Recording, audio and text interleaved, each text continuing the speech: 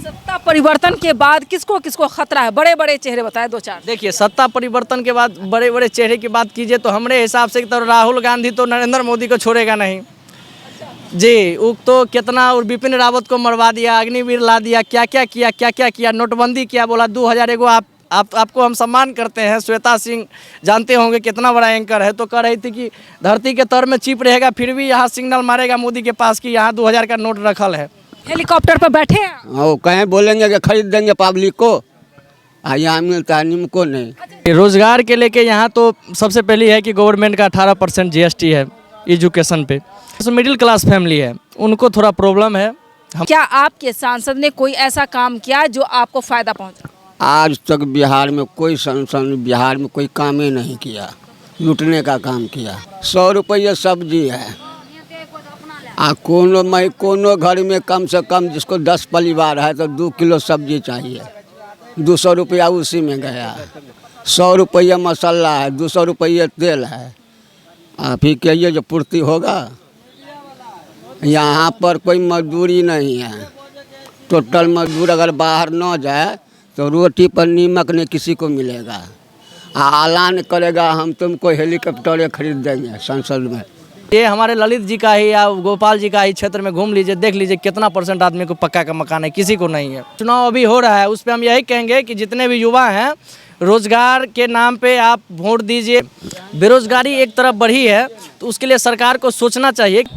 अमन, आप यूथ हैं, क्या करते हैं? अभी तो पढ़ाई करते हैं। किस कॉलेज में?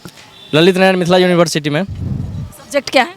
हमारा सब्जेक्ट बॉटनी ऑनर्स है। बॉटनी ऑनर्स जी, साइंस से हैं। अच्छा, जब आप पढ़ लिख करके डिग्री लेकर बाहर आएंगे तब आपको क्या लगता है भविष्य कैसा होगा रोजगार को लेकर? देखिए, रोजगार के लेके यहाँ तो सबसे पहली है कि गवर्नमेंट का 18% GST है एजुकेशन पे। तो जो लेवल जो है सो मिडिल क्लास फैमिली है उनको थोड़ा प्रॉब्लम है। हम लोग मिडिल क्लास में आते हैं तो उस चीज़ को देख भी रहे हैं। और जो अपर क्लास है, जो तो ऊपर लेवल का जो पैसा वाला, टेंशन नहीं, उसको क्या टेंशन? 18% रहे या 80% रहे, उसको कोई दिक्कत नहीं है। तो वही है कि सरकार को एजुकेशन पे थोड़ा आप देख लीजिए कि गवर्नमेंट जो है केंद्र में जिनका भी सरकार है, अब तो नाम हम नहीं लेना चाहेंगे क्योंकि गोपाल जी ठाकुर बहुत क्लोजली लोग हैं। तो केंद्र में जिनका भी सरकार है, फिल्म पे देख लीजिए कि कितना % GST मारता है वो लोग। एजुकेशन पे देख लीजिए कितना % GST मारता है। तो वही चीज़ है, लोग को वही समझ में नहीं आता है। जिस दिन ये समझ में आ जाएगा बहुत कुछ ये जो परिवर्तन होगा। लेकिन गवर्नमेंट देखिए क्या होता है। तो कहीं ना कहीं भविष्य अभी भी अधर में है नौजवानों का। ये आप देख सकते हैं 45 साल का रिकॉर्ड टूट चुका है बेरोजगारी को लेकर करके, और बेरोजगार युवा आत्महत्या करने लगे हैं, पलायन कर रहे हैं। अब एक युवा होने के नाते आप बिहार ही नहीं देश का भविष्य हम लोग, लेकिन आप ये बताएं कि यहाँ से लोग पलायन करते उसको रोका कैसे जा सकता है और सरकार फेल क्यों? 2 सवाल का जवाब। देखिए, सबसे पहली बात ये है कि यहाँ से जो लोग जाते हैं दिल्ली, मुंबई, पंजाब, जहाँ भी जाते हैं अपने रोजगार की तलाश में, जब तक केंद्र सरकार और राज्य सरकार की सहमति नहीं बैठेगा तब तक नया उद्योग बिहार में नहीं आ सकता है, क्योंकि दोनों का सहमति होना चाहिए। जब तक उद्योग नहीं लगेगा, यहाँ रोज़गार नहीं देगा, तो जो एजुकेटेड लोग हैं वो भी यहाँ से पलायन करेंगे, जाएंगे। और जो नहीं शिक्षित है और मजदूरी करते हैं, राजमिस्त्री में काम करते हैं, कुछ करते हैं। देख लीजिए हमारे गोपाल जी का घर है, ये लहरिया सराय में उनका आवास है। उनके आवास के बगल में देख लीजिए आपका गुमती पे सुबह 8 बजे के समय में हम देखते हैं कि लगभग 50 से ऊपर की संख्या में मजदूर बैठे रहते हैं कि ताकि हमें कोई आएगा और 300-250 पे ले जाएगा काम करने के लिए। नहीं कोई आया, घर वापस चल जाएगा। फाइनेंशियल युग है, हर घर में अभी रुपया उठाया है, कोई ग्रुप लोन लिया है, कोई बिजनेस लोन लिया है। अब जाता है पैसा लेने, जहाँ तक हमको जानकारी है तो कहता है कि आज तो हमारे घर वाला को जो है सो कामें नहीं मिला, तो पैसा नहीं आया भर दिन का, तो क्या हम तुमको देंगे। बहुत असर होता है, उसके चक्कर में कितना मरता है, कितना फसली लगा के। जैसे जयनगर देख लीजिए, मधुबनी डिस्ट्रिक्ट में, वहाँ जयनगर में एक रिपोर्ट देखे हुए थे कि वहाँ एक महिला आत्महत्या कर ली। तो बहुत चीज़ है जो सरकार को सोचना चाहिए। और जो चुनाव अभी हो रहा है उस पर हम यही कहेंगे कि जितने भी युवा हैं रोज़गार के नाम पे आप वोट दीजिए। महंगाई देखिए कि महंगाई अगर ज़मीनी आसमान से देखिए कि महंगाई कितना ऊपर जा रहा है। जो चीज़ हमको 500 रुपया में मिलता था वो आज हमको कितने रुपया में मिल रहा है। और ट्रेन की टिकट बढ़ गई है, लोकल ट्रेन की भी। ट्रेन की टिकट भी बढ़ गई है और कितना का रोजगार भी तो खा गया। तो कॉन्ट्रैक्ट बेस कर दिया, अब जो ठेकेदार है उसके हाथ में दे दिया, ठीक है तुमको 5 साल 7 साल के लिए ठेकेदारी हम दे रहे हैं, निजीकरण कर दिया। तो कितना बेरोजगार न हो गया। वहाँ जो कुली काम करता था, वहाँ समोसा लिट्टी जो बेचता था, जो पानी बेचता था, बहुत चीज़ें हैं जो उनको टैक्स देना पड़ता है। जो स्टेशन का मालिक है, ठेकेदार है, उसको टैक्स देना पड़ता है, तब वो बेच पाता है। तो उसका तो जो कमैनी है उधरे उधरे में चल जाता है। क्या बचत होगा, कितना बेरोजगार हो गया। एक तरफ बेरोजगारी बढ़ी है, दूसरी तरफ महंगाई और ज़्यादा बढ़ गई है। जी देखिए, बेरोजगारी एक तरफ बढ़ी है तो उसके लिए सरकार को सोचना चाहिए कि सबसे पहले जब तक कोई उद्योग नहीं लगेगा तब तक इसका कोई ये नहीं है। न्यू मैन्युफैक्चरिंग की कंपनी जब तक नहीं आएगी बिहार में तब तक कोई डेवलपमेंट का यहाँ ये चांस नहीं रहेगा कि विकसित बिहार बनेगा। और हम यही चाहेंगे कि जितने भी युवा हैं रोजगार के नाम पे वोट दे, विकास के नाम पे वोट दे, राम के नाम पे ना वोट दे, जात के नाम पे ना वोट दे, धर्म के नाम पे ना वोट दे। इधर उधर जितने भी अपवादे फैलाए जाते हैं, हिंदू मुसलमान पाकिस्तान चीन अफ्रीका, उस चीज़ के नाम पे वोट देना ही नहीं है। दीजिए आप, किसी कोई भी सरकार हो, हम कोई सरकार का विरोध नहीं करते हैं। नरेंद्र मोदी है या कोई भी है, राहुल गांधी है या बिहार में तेजस्वी है, कोई है, हम किसी का विरोध नहीं करते हैं। हम यही कहेंगे कि आप रोजगार के नाम पे वोट दीजिए। ये देखिए कि काम कौन करता है। विकास ज़रूरी है, विकास जरूरी है। अब एक चीज़ बताइए, यहाँ आज का सरकार क्या करता है कि ये देखिए बगल में ये बन रहा है, ये मुर्दा को जलाने वाला, उसको क्या कहते हैं अंग्रेजी में, हाँ, वो बन रहा है। कितना करोड़ रुपया उसमें खर्च कर रहा है, कितना लाख खर्च कर रहा है। आज आप घूम लीजिए, हमारे ललित जी का ही या गोपाल जी का ही क्षेत्र में घूम लीजिए, देख लीजिए कितना % आदमी को पक्का का मकान है, किसी को नहीं है।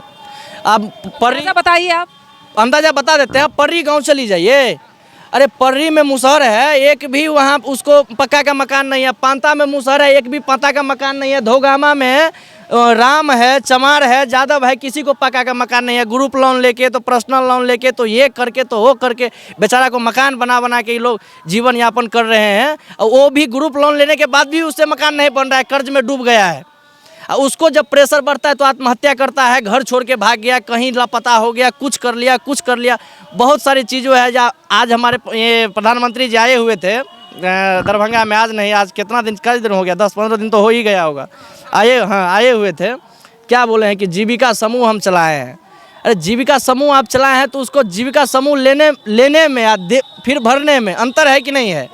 जीविका वाला कहाँ से पैसा लाता है, PMGP का पैसा ला के वो बांटता है। प्रधानमंत्री सृजन कार्यक्रम का पैसा उला के बांटता है ना, और कौन पैसा उला के बांटता है। और वही प्रधानमंत्री सृजन कार्यक्रम सीधा जनता तक पहुँचे, बैंक से, नो दलाल, नो % काटेगा मैनेजर, कितना बेनिफिट होगा कि नहीं होगा। तो जितना योजना चलाया है गवर्नमेंट का नरेंद्र मोदी का केंद्र से, एक भी योजना ऐसा दिखा दीजिए बिना दलाल का पास होता हो। अच्छा, आयुष्मान पर भी सवाल उठता आया है। देखिए आयुष्मान कह रहा है ना कि पोस्टर लगा दिया ना डॉक्टर साहब दरभंगा में कि आप आइए, आप 5 लाख का मुफ्त, हम 60 साल एक्सपायर आपका एज है 60 साल से ऊपर, तो हम आपको 5 लाख का मुफ्त देगा, इलाज देंगे, ऑपरेशन का चार्ज नहीं लेंगे। अरे ऑपरेशन का चार्ज ही हमसे नहीं ले रहा है साला, उतना पैसा वो दवा में जोड़ के ले रहा है हमसे, उतना पैसा वो जाँच में हमसे ले रहा है।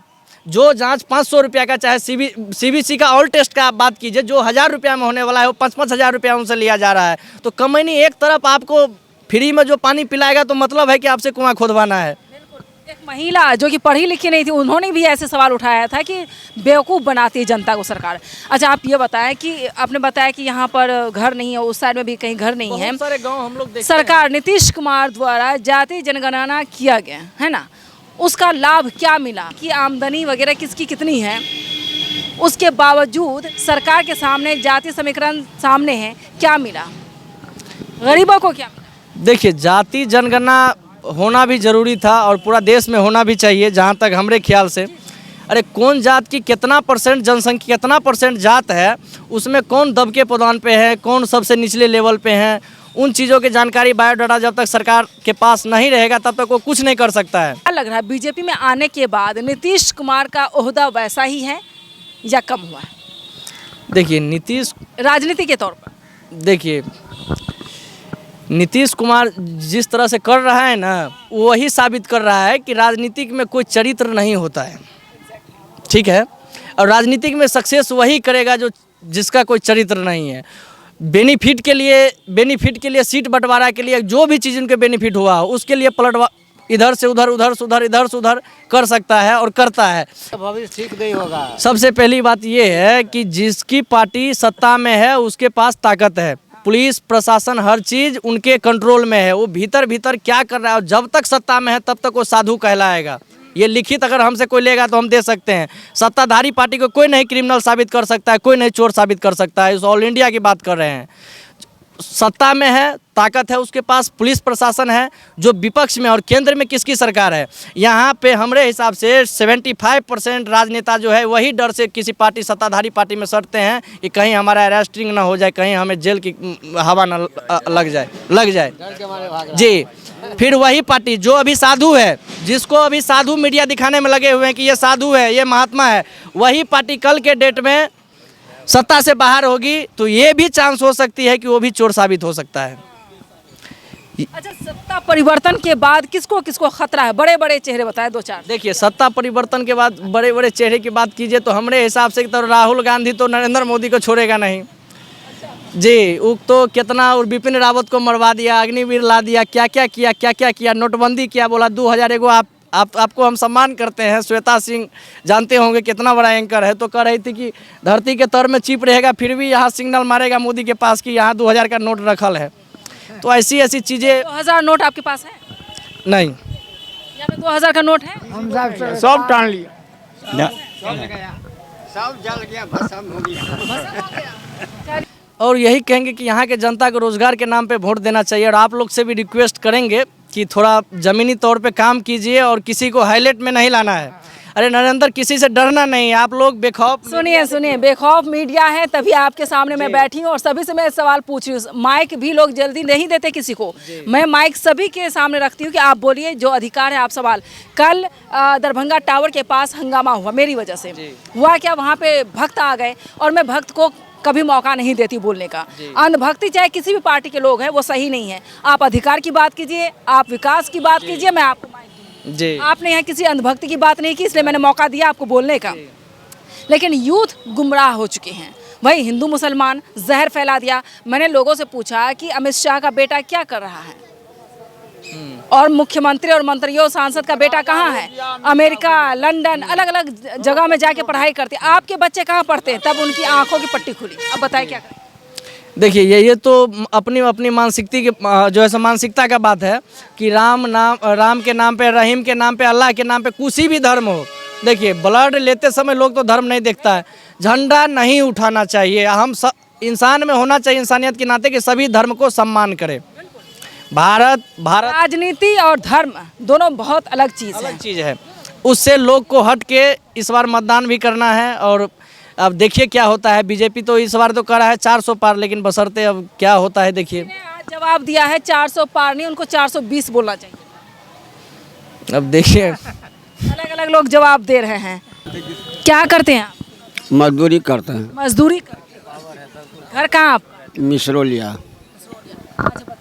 कि आपको क्या परेशानी है? क्या आपके सांसद ने कोई ऐसा काम किया जो आपको फायदा पहुंचा? आज तक बिहार में कोई संसद बिहार में कोई काम ही नहीं किया। लूटने का काम किया। लूटने का काम? लूटने का काम। और बताइए क्या क्या हुआ? और आगे हम तो कुछ जान भी नहीं करते हैं, क्योंकि हमसे तो ऊंचा पोस्ट पर वो रहते हैं। जब उनका ये लक्षण है तो मेरा तो वही भला बुरा रहेगा। मजदूरी कर करके घर आराम से चल जाता है आपका? मजदूरी 500 मिलता है। हम 10 परिवार है, कैसे मेंटेन होगा?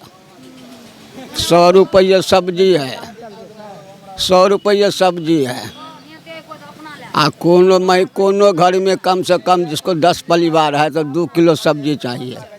200 रुपया उसी में गया। 100 रुपये मसाला है, 200 रुपये तेल है।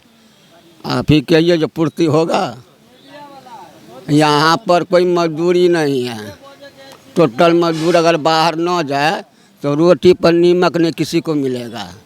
ऐलान करेगा हम तुमको हेलीकॉप्टर खरीद देंगे संसद में। हेलीकॉप्टर पर बैठे हैं? वो कहें बोलेंगे कि खरीद देंगे पब्लिक को, यहाँ मिलता है नीमको नहीं। अच्छा, जहाज पे कौन कौन बैठा है? जहाज पे उड़ के गए? हम सब नहीं बैठे। जहाज पर बैठे हैं? जी ना, इस पर से कोई नहीं गया। आप जहाज पर बैठे? मोदी जी कह रहे थे कि हवाई चप्पल वाला जो है वो हवाई जहाज पर जाएंगे। जी परदेशी लोग हैं जो बाहर भीतर खटते हैं वो तो कभी कभी जाते हैं आते हैं, लेकिन जो बिहार से ट्रेन में कैसे धक्का मुक्की होके जाते हैं? सीट का मजबूरी है बहुत, सब तो रिजर्वेशन में कर देते हैं, 2-3 गो डिब्बा देते हैं और 2-3 गो डिब्बा में अगर जर्नल है तो उसमें आदमी पर आदमी खड़ा हो करके मर करके कट करके इसको पालने के लिए तो कहीं ना जाएगा जी।